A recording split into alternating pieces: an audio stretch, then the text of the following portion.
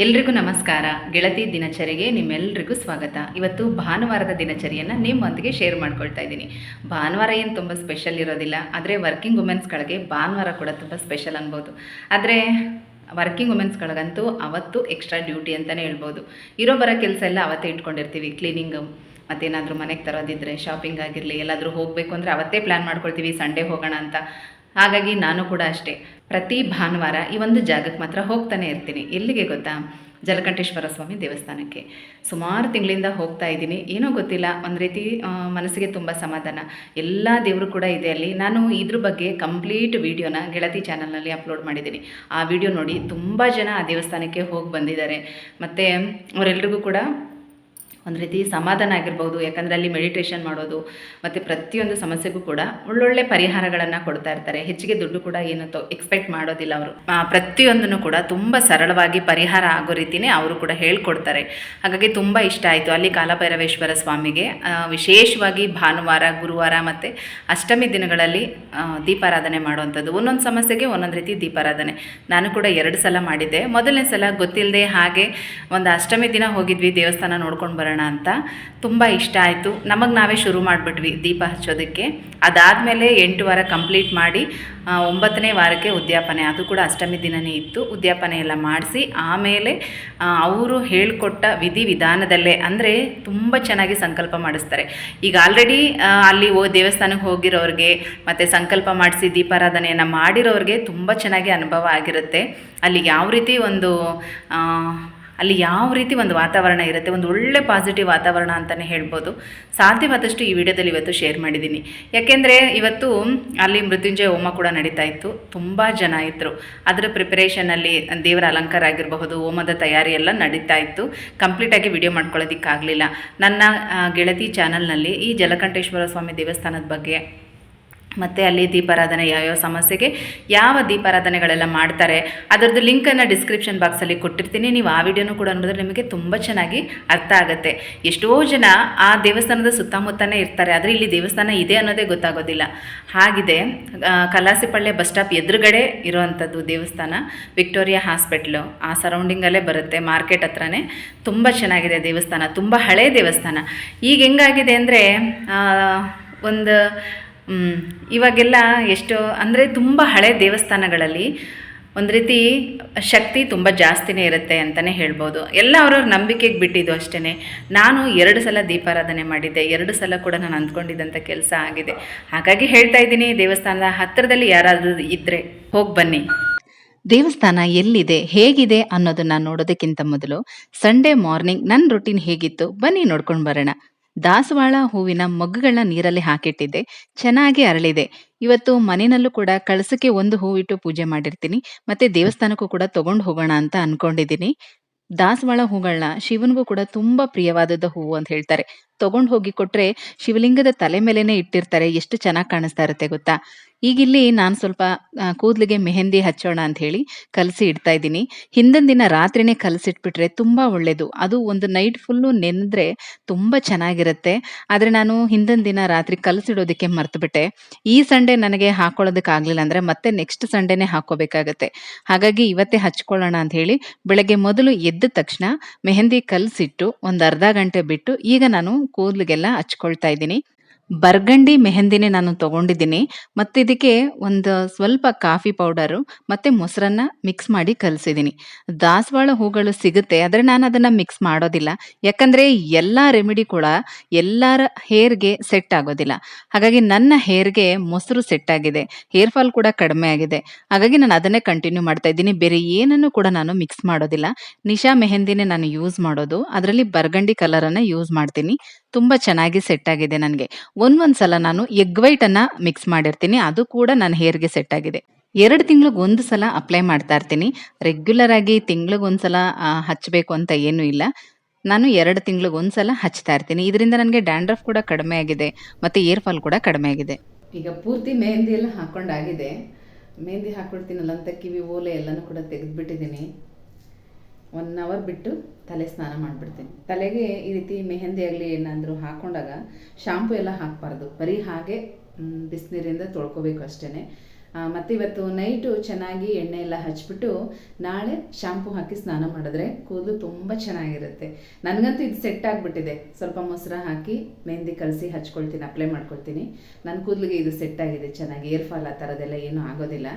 2 ತಿಂಗಳಿಗೆ ಒಂದ್ಸಲ ಸ್ವಲ್ಪ ಟ್ರಿಮ್ ಮಾಡ್ಕೊತಾ ಇರ್ತೀನಿ ಹೇರ್ನ. ಹಾಗಾಗಿ ಚೆನ್ನಾಗಿ ಬೆಳೆಯುತ್ತೆ. ತುಂಬ ಇಷ್ಟ ಆಗುತ್ತೆ ನನಗೆ. ಕೈ ಅಂತೂ ತುಂಬ ಚೆನ್ನಾಗಿ ಕಲರ್ ಆಗಿದೆ. ನನಗೆ ತುಂಬ ಇಷ್ಟ ಕೈಗೆ ಗ್ಲೌಸ್ ಹಾಕ್ಕೊಳ್ಳೋದು, ಮೆಹಂದಿ ಹಚ್ಕೊಳ್ಳುವಾಗ ಆ ಥರದ್ದೆಲ್ಲ ನಾನೇನು ಮಾಡೋಕ್ಕೋಗಲ್ಲ. ಯಾಕೆ ಅಂತಂದರೆ ಹೇಗಿದ್ರೂ ಕಲರ್ ಆಗುತ್ತೆ ತಾನೇ, ಅಷ್ಟೇ ಇರಲಿ ಅಂಥೇಳಿ.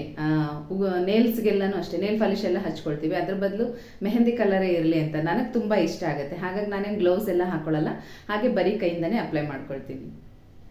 ಈಗ ಬೆಳಗ್ಗೆ ಎದ್ದ ತಕ್ಷಣ ಮೊದಲು ಈ ಕೆಲಸ ಮಾಡ್ಕೊಂಡಿದ್ದೀನಿ. ಈಗ ಕಾಫಿ ಮಾಡಿ ಕಾಫಿ ಕುಡಿಬೇಕು, ಹಾಗೆ ಸ್ನಾನ ಮಾಡಿ ಇವತ್ತು ಪೂಜೆ ಎಲ್ಲ ಮುಗಿಸಿ ದೇವಸ್ಥಾನಕ್ಕೆ ಹೋಗಬೇಕು. ಎವ್ರಿ ಸಂಡೇ ಇದೊಂದು ರೊಟೀನ್ ಆಗಿಬಿಟ್ಟಿದೆ. ಈ ನಡುವೆ ದೇವಸ್ಥಾನ ನೀವು ನೋಡಿದ್ದೀರ ನನ್ನ ಮೊದಲನೇ ಚಾನಲ್ನಲ್ಲಿ, ಗೆಳತಿ ಚಾನಲ್ನಲ್ಲಿ ಈ ದೇವಸ್ಥಾನದ ಬಗ್ಗೆ ಪೂರ್ತಿ ಇನ್ಫಾರ್ಮೇಷನನ್ನು ಕೊಟ್ಟಿದ್ದೀನಿ. ಈಗ ನಿಮಗೆ ಮತ್ತೆ ಇನ್ಫಾರ್ಮೇಷನ್ ಕೊಡ್ತಾ ಇದ್ದೀನಿ. ಈ ಸುತ್ತಮುತ್ತ ಅಂದರೆ ಈ ಏರಿಯಾ ಸುತ್ತಮುತ್ತ ಇರೋರು ಬೇಕಾದರೆ ಒಂದ್ಸಲ ಭೇಟಿ ಕೊಡಿ. ಮಾರ್ಕೆಟ್ ಸುತ್ತಮುತ್ತ ಇರೋರು ಎಷ್ಟೋ ಜನಕ್ಕೆ ಪಕ್ಕದಲ್ಲೇ ಇದ್ರೂ ಕೂಡ ಗೊತ್ತಾಗೋದೇ ಇಲ್ಲ. ಹಾಗಾಗಿ ಹೇಳ್ತಾ ಇದ್ದೀನಿ. ಆ ದೇವಸ್ಥಾನಕ್ಕೆ ಹೋದ್ಮೇಲೆ ತೋರಿಸ್ತೀನಿ ಯಾವ ದೇವಸ್ಥಾನ ಅಂತ, ನಿಮಗೂ ಕೂಡ ಖುಷಿ ಆಗುತ್ತೆ. ನಿನ್ನೆ ಶನಿವಾರ 4th ಸ್ಯಾಟರ್ಡೆ ಮಕ್ಕಳಿಗೆಲ್ಲ ಈಗ ಕೆಲವು ಸ್ಕೂಲ್ಗಳಲ್ಲಿ ರಜಾ ಕೊಟ್ಟಿದ್ದಾರೆ. 2nd ಸ್ಯಾಟರ್ಡೆ ಮತ್ತೆ 4th ಸ್ಯಾಟರ್ಡೆ. ಹಾಗಾಗಿ ಹನ್ಸಿಕಾ ನಮ್ಮ ಮನೆಗೆ ಬಂದಿದ್ದಾಳೆ, ನನ್ನ ತಮ್ಮನ ಮಗಳು. ಅವಳನ್ನು ಇವತ್ತು ಬೆಳಗ್ಗೆ ಕರ್ಕೊಂಡು ದೇವಸ್ಥಾನಕ್ಕೆ ಹೋಗ್ತಾ ಇದ್ದೀನಿ. ಅವಳು ಹೇಗೆ ರೆಡಿ ಆಗಿದ್ದಾಳೆ ಒಂದು ವಿಡಿಯೋ ಮಾಡ್ತೀನಿ ಅಂತ ಹೇಳಿ ಅವಳು ರೆಡಿ ಆಗಿರೋದನ್ನ ನಾನು ವಿಡಿಯೋ ಮಾಡಿದ್ರೆ, ನೀವು ಹೇಗೆ ರೆಡಿ ಆಗಿದ್ದೀರಾ ನಾನು ಅದನ್ನು ವಿಡಿಯೋ ಮಾಡ್ತೀನಿ ಅಂತ ಹೇಳಿ ಫೋನ್ ತಗೊಂಡು ಅವಳೇ ವಿಡಿಯೋ ಮಾಡ್ತಾ ಇದ್ದಾಳೆ. ನಾನು ಈ ರೀತಿ ರೆಡಿಯಾಗಿ ಈಗ ದೇವಸ್ಥಾನಕ್ಕೆ ಹೋಗ್ತಾ ಇದ್ದೀನಿ. ಕೆಲವು ಸಲ ನನಗೆ ವಿಡಿಯೋ ನೋಡುವಾಗ ಅನಿಸುತ್ತೆ, ನಾನು ಇನ್ನೂ ವ್ಲಾಗ್ ಮಾಡೋದನ್ನ ಚೆನ್ನಾಗಿ ಕಲಿಬೇಕು ಅಂತ. ಯಾಕಂದ್ರೆ ಕೆಲವೊಂದ್ಸಲ ಕ್ಯಾಮ್ರಾ ಆ್ಯಂಗಲ್ ಆಗಿರಲಿ ಅಥವಾ ವಿಡಿಯೋ ಲೈವ್ ಆಗಿ ಮಾತಾಡೋವಂಥದ್ದು, ಅಂದರೆ ಕ್ಯಾಮ್ರಾ ಆನ್ ಮಾಡಿಕೊಂಡು ಮಾತಾಡೋವಂಥದ್ದಾಗಲಿ ನನಗೆ ಇನ್ನೂ ಸ್ವಲ್ಪ ಚೆನ್ನಾಗಿ ಕಲಿಬೇಕು ಅನಿಸುತ್ತೆ. ನಾವು ವಿಡಿಯೋ ಮಾಡಿ ವಾಯ್ಸ್ ಓವರ್ ಕೊಡೋದೇ ಬೇರೆ ಥರ, ಆದರೆ ವಿಡಿಯೋದಲ್ಲೇ ನಾವು ಮಾತಾಡಿಕೊಂಡು ವಿಡಿಯೋ ಮಾಡೋದೇ ಬೇರೆ ರೀತಿ ಅನಿಸುತ್ತೆ. ನಾನೇನಾದರೂ ವಿಡಿಯೋಗಳಲ್ಲಿ ಇಂಪ್ರೂವೈಸ್ ಮಾಡ್ಕೋಬೇಕು ಅಂತ ಇದ್ರೆ ದಯವಿಟ್ಟು ನನಗೆ ಕಮೆಂಟ್ಸಲ್ಲಿ ತಿಳಿಸಿ. ಕೆಲವು ಸಲ ನನಗೆ ಅನ್ನಿಸ್ತಾ ಇರುತ್ತೆ ವಿಡಿಯೋನ ಇನ್ನೂ ಚೆನ್ನಾಗಿ ಮಾಡಬೇಕು ಅಂತ. ನಿಮಗೇನನ್ಸುತ್ತೆ ತಪ್ಪದೆ ಕಮೆಂಟ್ಸಲ್ಲಿ ತಿಳಿಸಿ. ಈಗ ದೇವಸ್ಥಾನದ ಹತ್ರ ಬಂದಿದ್ದೀವಿ. KR ಮಾರ್ಕೆಟ್ ಹತ್ರ ವಿಕ್ಟೋರಿಯಾ ಹಾಸ್ಪಿಟ್ಲ್ ಎದುರುಗಡೆನೆ ಕಲಾಸಿಪಾಳ್ಯ ಬಸ್ ಸ್ಟಾಪ್ ಇದೆ. ಆ ಬಸ್ ಸ್ಟಾಪ್ ಆಪೋಸಿಟಲ್ಲೇ ಈ ದೇವಸ್ಥಾನ ಇರೋದು. ಆಪೋಸಿಟಲ್ಲಿ ಅಂಗಡಿಗಳ ಸಾಲೆ ಕಾಣಿಸುತ್ತೆ. ದೇವಸ್ಥಾನ ಒಳಗಡೆ ಹಿಂಭಾಗದಲ್ಲಿದೆ. ಅಲ್ಲಿ ಒಂದು ಆರ್ಚ್ ಮಾತ್ರ ಹಾಕಿರ್ತಾರೆ, ಜಲಕಂಠೇಶ್ವರ ಸ್ವಾಮಿ ದೇವಸ್ಥಾನ ಅಂತ. ತುಂಬಾನೇ ಚೆನ್ನಾಗಿದೆ. ತುಂಬಾ ಹಳೆ ದೇವಸ್ಥಾನ, ತುಂಬಾ ಶಕ್ತಿ ಇರುವಂತ ದೇವಸ್ಥಾನ ಅಂತಾನೆ ಹೇಳ್ಬೋದು. ಸುಮಾರು 5 ತಿಂಗಳಿಂದ ನಾನು ಇಲ್ಲಿ ಹೋಗ್ತಾ ಇದ್ದೀನಿ. ನನ್ನ ಗೆಳತಿ ಚಾನಲ್ನಲ್ಲಿ ಸಾಕಷ್ಟು ಇದ್ರ ಬಗ್ಗೆ ವಿಡಿಯೋಸ್ನ ಹಾಕಿದ್ದೀನಿ. ಆ ವಿಡಿಯೋ ನೋಡಿದಂತ ಸುಮಾರು ಜನ ಸಬ್ಸ್ಕ್ರೈಬರ್ ಕೂಡ ಈ ದೇವಸ್ಥಾನಕ್ಕೆ ಬಂದು ಹೋಗಿದ್ದಾರೆ. ನನಗೂ ಕೂಡ ಸುಮಾರು ಜನ ಸಿಕ್ಕಿದ್ದಾರೆ. ಅವರನ್ನೆಲ್ಲ ಮೀಟ್ ಮಾಡಿದ್ದೀನಿ ಇದೇ ದೇವಸ್ಥಾನದಲ್ಲಿ. ಅಷ್ಟಮಿ ಪೂಜೆಗಳೆಲ್ಲ ಎಲ್ಲರೂ ಕೂಡ ಒಟ್ಟಿಗೆ ಭಾಗವಹಿಸಿದ್ವಿ. ಅವರೆಲ್ಲರೂ ಕೂಡ ಹೇಳ್ತಾ ಇದ್ರು, ನಿಜಕ್ಕೂ ನಮಗೆ ಒಂದು ಒಳ್ಳೆ ಪಾಸಿಟಿವ್ ಎನರ್ಜಿ ಸಿಕ್ಕಿದೆ, ಮತ್ತೆ ನಾವು ಅಂದ್ಕೊಂಡಿದ್ದಂಥ ಕೆಲಸಗಳಾಗಿದೆ, ಮನಸ್ಸಿಗಂತೂ ತುಂಬಾನೇ ನೆಮ್ಮದಿ ಸಿಕ್ಕಿದೆ ಅಂತ. ಪ್ರತಿಯೊಂದು ಸಮಸ್ಯೆಗೂ ಇಲ್ಲಿ ಪರಿಹಾರ ಅನ್ನೋದು ಇದ್ದೇ ಇರುತ್ತೆ. ಮದುವೆ ಆಗಿಲ್ಲ, ಮಕ್ಕಳಾಗಿಲ್ಲ, ಆರೋಗ್ಯ ಸಮಸ್ಯೆ, ಮಕ್ಕಳು ತುಂಬಾ ಹಠ ಮಾಡ್ತಾರೆ ಅಂದ್ರೆ ಇಲ್ಲಿ ಚಂಡಿಕೇಶ್ವರ ಸ್ವಾಮಿಗೂ ಕೂಡ ಗುರುವಾರ ದಿನ ಪೂಜೆ ಮಾಡಿಸ್ತಾರೆ. ಅಂತ ಹಠ ಮಾಡುವಂತ ಮಕ್ಕಳು ಕೂಡ ತುಂಬಾನೇ ಸೈಲೆಂಟ್ ಆಗೋದು, ಹೇಳಿದ ಮಾತು ಕೇಳುವಂಥದ್ದು, ಈ ರೀತಿ ಎಲ್ಲ ಬದಲಾಗ್ತಾರೆ. ಗಂಡ ಸರಿ ಇಲ್ಲ, ದಾರಿ ತಪ್ಪಿದ್ದಾರೆ ಅಂದ್ರೆ, ಅಥವಾ ಮದುವೆಗಳು ಸೆಟ್ ಆಗ್ತಾ ಇಲ್ಲ, ಆರೋಗ್ಯ ಸಮಸ್ಯೆ ಇದೆ, ಬಿಸ್ನೆಸ್ ಅಲ್ಲಿ ಇಂಪ್ರೂವೈಸ್ ಮಾಡ್ಕೋಬೇಕು ಅನ್ನೋ ತರ ಇದ್ರೆ, ಪ್ರತಿಯೊಂದಕ್ಕೂ ಕೂಡ ಕೈಯಲ್ಲಿ ದುಡ್ಡು ನಿಲ್ತಾ ಇಲ್ಲ, ಸಾಲದ ಸಮಸ್ಯೆ ಹೆಚ್ಚಾಗಿದೆ ಅಂದ್ರೆ ಪ್ರತಿಯೊಂದಕ್ಕೂ ಕೂಡ ಹೆಚ್ಚಿಗೆ ಖರ್ಚಿಲ್ದ ಹಾಗೆ ಸರಳವಾದಂತ ಪರಿಹಾರಗಳನ್ನ ತಿಳಿಸ್ಕೊಡ್ತಾರೆ. ಮತ್ತೀಗ ನೀವಿಲ್ಲಿ ನೋಡ್ತಾ ಇದ್ರಿ, ಒಂದು ಕಡೆ ಆಮೆ, ಒಂದು ಕಡೆ ಸರ್ಪ, ಮತ್ತೊಂದು ಕಡೆ ಮೀನಿದೆ. ಇಲ್ಲೂ ಕೂಡ ಅಷ್ಟೇನೆ. ಇಲ್ಲಿ ಬಾಲದ ಹತ್ರ ಗಂಡು ಮಕ್ಕಳು ಕೂತ್ಕೊಂಡು ಧ್ಯಾನ ಮಾಡಬೇಕು, ತಲೆಯ ಭಾಗದಲ್ಲಿ ಹೆಣ್ಣು ಮಕ್ಕಳು ಕೂತ್ಕೊಂಡು ಧ್ಯಾನ ಮಾಡಬೇಕು. ಒಂದೊಂದು ಕಡೆ 20 ನಿಮಿಷ ಧ್ಯಾನ ಮಾಡಬೇಕು. ಈ ರೀತಿ ಭಾನುವಾರ, ಗುರುವಾರ ಮತ್ತೆ ಅಷ್ಟಮಿ ದಿನಗಳಲ್ಲಿ ಈ ರೀತಿ ಧ್ಯಾನ ಮಾಡೋದು, ಮತ್ತೆ ದೇವರ ದರ್ಶನ ಮಾಡೋದು, ದೀಪಾರಾಧನೆ ಮಾಡೋದ್ರಿಂದ ಸಾಕಷ್ಟು ಸಮಸ್ಯೆಗಳು ಬಗೆಹರಿದಿದೆ. ತುಂಬಾ ಕಡೆಯಿಂದನೂ ಕೂಡ ಇಲ್ಲಿ ಜನಗಳು ಬರ್ತಾರೆ. ಅಷ್ಟೇ ಅಲ್ಲ, ಎಷ್ಟೋ ಜನ ಟೂರಿಸ್ಟ್ಗಳಂದ್ರೆ ಫಾರಿನರ್ಸ್ ಎಲ್ಲ ಬಂದಾಗ್ಲೂ ಕೂಡ ಅವರೂ ಬಂದು ಭೇಟಿ ಕೊಟ್ಟು ಹೋಗಿದ್ದಾರೆ. ನಾನು ಈ ದೇವಸ್ಥಾನಕ್ಕೆ ಹೋದಾಗ ಎಷ್ಟೋ ಸಲ ನೋಡಿದ್ದೀನಿ. ಹಾಗಾಗಿ ಹೇಳ್ತಾ ಇದ್ದೀನಿ, ಹತ್ರದಲ್ಲಿರೋರು, ಬೆಂಗಳೂರಿನ ಸುತ್ತಮುತ್ತ ಇರೋರ್ಗಂತೂ ಆರಾಮಾಗಿ ಬರಬಹುದು. ಮತ್ತಿವತ್ತಿಲ್ಲಿ ಮೃತ್ಯುಂಜಯ ಹೋಮ ನಡೀತಾ ಇತ್ತು, ಅದರ ಸಿದ್ಧತೆ ಕೂಡ ನಡೀತಾ ಇತ್ತು. ಹಾಗಾಗಿ ಇನ್ನೂ ಡೀಟೇಲ್ ಆಗಿ ವಿಡಿಯೋ ಮಾಡ್ಕೊಳ್ಳೋದಿಕ್ಕೆ ಆಗ್ಲಿಲ್ಲ. ಈಗ ನಮ್ದು ದರ್ಶನ ಎಲ್ಲ ಆಯ್ತು. ಮನೆಗೆ ಬಂದಮೇಲೆ ಸ್ವಲ್ಪ ತುಳಸಿ ಗಿಡ ನೋಡ್ತಾ ಇದ್ದೆ. ತುಳಸಿ ಗಿಡದಲ್ಲಿ ಈಗ ಬೀಜಗಳೆಲ್ಲ ಆಗ್ತಾ ಇದೆ. ಬೀಜ ಬಂದ್ಬಿಟ್ರೆ ಗಿಡ ಒಣಗೋಗ್ಬಿಡತ್ತೆ. ಹಾಗಾಗಿ ಅದನ್ನ ಸ್ವಲ್ಪ ಕಟ್ ಮಾಡ್ಬಿಡೋಣ ಅಂತ ಹೇಳಿ ಕಟ್ ಮಾಡ್ತಾ ಇದ್ದೀನಿ. ನಿನ್ನೆ ಶನಿವಾರ ಮಾಡೋಣ ಅನ್ಕೊಂಡೆ. ಶ್ರಾವಣ ಶನಿವಾರ ಅಲ್ವಾ, ತುಳಸಿ ಗಿಡ ಕಟ್ ಮಾಡೋದು ಬೇಡ ಅಂತ ಹೇಳಿ ಸುಮ್ಮನೆ ಆದೆ. ಇವತ್ತು ಭಾನುವಾರ, ನೆನಪಿದ್ದಾಗಲೇ ಮಾಡಿಬಿಟ್ರೆ ಸರಿ. ಇಲ್ಲ ಅಂದರೆ ರಾಹುಗಾಲ ಬಂದ್ಬಿಟ್ರು ಕೂಡ ಕಟ್ ಮಾಡೋದಕ್ಕೆ ಆಗೋದಿಲ್ಲ. ಮತ್ತೆ ನಾಳೆ ಸೋಮವಾರ ಬೇರೆ ಅಷ್ಟಮಿ. ಹಾಗಾಗಿ ಇವತ್ತೇ ಕಟ್ ಮಾಡೋಣ ಅಂತ ಹೇಳಿ ಅದನ್ನೆಲ್ಲ ಸ್ವಲ್ಪ ಕಟ್ ಮಾಡ್ತಾ ಇದ್ದೀನಿ. ಕಟ್ ಮಾಡಿರೋ ಅಂತ ತುದಿಯನ್ನು ಮಾತ್ರ ಕಟ್ ಮಾಡ್ತಾ ಇದ್ದೀನಿ. ಅದು ಎಲ್ಲಿ ಬೀಜ ಆಗಿರುತ್ತೋ ಆ ತುದಿನ ಮಾತ್ರ ಕಟ್ ಮಾಡ್ಕೊತಾ ಇದ್ದೀನಿ. ಅದು ನಾಳೆ ಪೂಜೆಗೂ ಕೂಡ ಆಗುತ್ತೆ ನನಗೆ. ಇನ್ನೊಂದು ಹೊಸ ಗಿಡನೂ ತಂದಿಟ್ಟಿದ್ದೀನಿ, ಅದನ್ನಿನ್ನೂ ಪೂಜೆ ಮಾಡಿಲ್ಲ. ಅದರಲ್ಲೂ ಒಂದು ಸ್ವಲ್ಪ ಚಿಗುರನ್ನ ಮಾತ್ರ ಕಟ್ ಮಾಡ್ಕೊಂಡಿದ್ದೀನಿ. ಈ ರೀತಿ ಕಟ್ ಮಾಡೋದ್ರಿಂದ ಗಿಡಗಳು ತುಂಬಾ ವರ್ಷ ಚೆನ್ನಾಗಿರುತ್ತೆ. ಅಕ್ಕಪಕ್ಕ ಕವಲೊಡೆದು ತುಳಸಿ ಗಿಡ ಚೆನ್ನಾಗಿ ಬುಷಿಯಾಗಿ ಬೆಳೆಯುತ್ತೆ. ಈಗ ಇದಿಷ್ಟನ್ನ ಚಿಗುರನ್ನ ಕಟ್ ಮಾಡ್ಕೊಂಡಿದ್ದೀನಿ. ಇದ್ರ ಜೊತೆಗೆ ಅಂಗಡಿಯಿಂದ ಇನ್ನು ಸ್ವಲ್ಪ ತುಳಸಿ ತಗೊಂಡು ಬಂದ್ರೆ ನಾಳೆ ಪೂಜೆಗೆ, ಅರ್ಚನೆಗೆ ಎಲ್ಲದಕ್ಕೂ ಕೂಡ ನನಗೆ ಉಪಯೋಗ ಆಗುತ್ತೆ. ಇದನ್ನೊಂದು ಸ್ವಲ್ಪ ಕವರ್ನಲ್ಲಿ ಹಾಕಿ ಇಟ್ಕೊಂಡಿರ್ತೀನಿ. ನೈವೇದ್ಯ ಎಲ್ಲ ಇಡುವಾಗ ನೈವೇದ್ಯಕ್ಕೆ ಒಂದೊಂದು ತುಳಸಿ ದಳನ ಇಟ್ಟು ನಾವು ನೈವೇದ್ಯ ಅರ್ಪಿಸ್ಬೇಕು ಪ್ರತಿದಿನ. ಭಾನುವಾರ ಅಂತೂ ಇನ್ನೂ ತುಂಬ ಕೆಲಸ ಇದೆ. ಈಗ ಡ್ರೆಸ್ ಚೇಂಜ್ ಮಾಡಿಕೊಂಡು ಅಡುಗೆ ಮನೆ ಕೆಲಸಕ್ಕೆ ಶುರು ಮಾಡ್ಕೋಬೇಕು. ಅದಕ್ಕೆ ಅಂದರೆ ಅಡುಗೆ ಕೆಲಸ ಶುರು ಮಾಡ್ಕೋಬೇಕು. ಅದಕ್ಕಿಂತ ಮೊದಲು ದೇವ್ರ ಮನೆಯೆಲ್ಲ ಕ್ಲೀನ್ ಮಾಡಿ ದೇವ್ರ ಸಾಮಾನೆಲ್ಲ ತೊಳೆದಿಡಬೇಕು. ನಾಳೆ ಪೂಜೆಗೆ ಕೃಷ್ಣ ಜನ್ಮಾಷ್ಟಮಿ ಇದೆಯಲ್ವಾ, ಅದ್ರ ಪೂಜೆಗೆ ರೆಡಿ ಮಾಡ್ಕೋಬೇಕು. 2 ವಿಡಿಯೋ ಬೇರೆ ಅಪ್ಲೋಡ್ ಮಾಡಬೇಕು. ಕೃಷ್ಣಂದು ಅಲಂಕಾರ, ಪೂಜೆ ಎಲ್ಲ ಹೇಗೆ ಮಾಡಬೇಕು ಅನ್ನೋದನ್ನು ಒಂದು ವಿಡಿಯೋ ಅಪ್ಲೋಡ್ ಮಾಡೋಣ ಅಂದ್ಕೊಂಡಿದ್ದೀನಿ. ಪೂಜೆ ಸಾಮಾನೆಲ್ಲ ತೊಳೆದು ಅದನ್ನೆಲ್ಲ ಎತ್ತಿಟ್ಬಿಟ್ಟು ಅಡುಗೆ ಮಾಡಿ ಇಟ್ಬಿಟ್ಟು ಆಮೇಲೆ ಆ ವಿಡಿಯೋ ಕೆಲಸನ ಶುರು ಮಾಡಬೇಕು. ಭಾನುವಾರ ಅಂತಂದರೆ 1 ಸೆಕೆಂಡು ಟೈಮ್ ಸಿಗೋದಿಲ್ಲ. ನನಗೇನು ಗೊತ್ತಾ, 3 ಗಂಟೆ ಅಷ್ಟೊತ್ತಿಗೆ ಎಲ್ಲ ಕೆಲಸ ಮುಗಿಸಿ ಕೂತ್ಕೋಬೇಕು. ಇದು ಅಭ್ಯಾಸ ಆಗಿಬಿಟ್ಟಿದೆ. 3 ಗಂಟೆ ಒಳಗಾಗಿ ಎಲ್ಲ ಕೆಲಸನೂ ಮುಗಿಸಿ ಕೂತ್ಕೋಬೇಕು. ಆ ಟೈಮಲ್ಲಿ ಸ್ವಲ್ಪ ಮಗನೂ ಕೂಡ ಫ್ರೀ ಆಗಿರ್ತಾನೆ. ಅವನ ಜೊತೆ ಒಂದು ಮೂವಿ ಏನಾದರೂ ನೋಡೋದು ಅಥವಾ ಏನಾದರೂ ಒಂದು ಸ್ವಲ್ಪ ಹೊತ್ತು ಮಾತಾಡಿಕೊಂಡು 5 ಗಂಟೆವರೆಗೂ ಟೈಮ್ ಪಾಸ್ ಮಾಡ್ಬೋದು, 2 ಅವರ್. ಹಾಗಾಗಿ ಸ್ವಲ್ಪ ಬೇಗ ಕೆಲಸ ಎಲ್ಲ ಮಾಡ್ಕೊಳ್ತಾ ಇದ್ದೀನಿ. ಮತ್ತು ಇವತ್ತಿನ ದಿನ ಪೂರ್ತಿ ವಿಡಿಯೋನ ಶೇರ್ ಮಾಡೋದಕ್ಕಾಗಲ್ಲ. ಯಾಕಂದರೆ ವಿಡಿಯೋ ಮಾಡ್ಕೊಂಡು ನಾವು ಕೆಲಸ ಮಾಡ್ತೀವಿ ಅಂದರೆ ತುಂಬ ಲೇಟ್ ಆಗಿಬಿಡುತ್ತೆ. ಇನ್ನು ಈಗ ನಾನು ಫಸ್ಟು ಡ್ರೆಸ್ ಚೇಂಜ್ ಮಾಡಿಕೊಂಡು ಬಂದು ದೇವ್ರ ಮನೆ ಕ್ಲೀನ್ ಮಾಡಬೇಕು. ದೇವ್ರ ಸಾಮಾನೆಲ್ಲ ತೊಳೆದು ಎತ್ತಿಟ್ಬಿಡಬೇಕು.